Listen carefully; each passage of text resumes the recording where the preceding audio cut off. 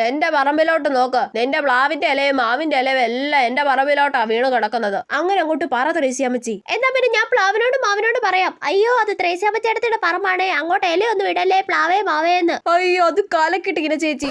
നീ അങ്ങനെ പറഞ്ഞു കൊടുക്കണ്ട. ഞാൻ തന്നെ നിന്റെ പ്ലാവിന്റെ മാവിന്റെ കൊമ്പ് വെട്ടി കളഞ്ഞു പറഞ്ഞോളാം. അത് മാസ് റിപ്ലൈ ത്രേസ്യാമ്മച്ചി.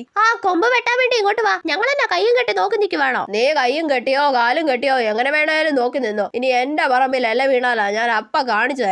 പിന്നല്ല. നിങ്ങൾക്ക് ചക്കയും മാങ്ങയും നിങ്ങളുടെ പറമ്പിലോട്ട് വീഴുമ്പോ കുഴപ്പമില്ലല്ലോ, ഇല വീഴുമ്പോഴാണല്ലോ കുഴപ്പം. ആണെന്നേ, അത് ടീന ചേച്ചി പറഞ്ഞത് ന്യായം. നിന്റെ ചക്കയും മാങ്ങ ആർക്ക് വേണോടി? ആരും കാണാതെ പറിച്ചോണ്ട് പോയി ഞം ഞം ഞം തിന്നുമ്പോ നിങ്ങൾക്ക് ഒരു പ്രശ്നമില്ലല്ലോ. ആരാടി ഞം ഞം ഞം തിന്നേ? നീ കണ്ടോ ഞങ്ങള് തിന്നുന്നത്?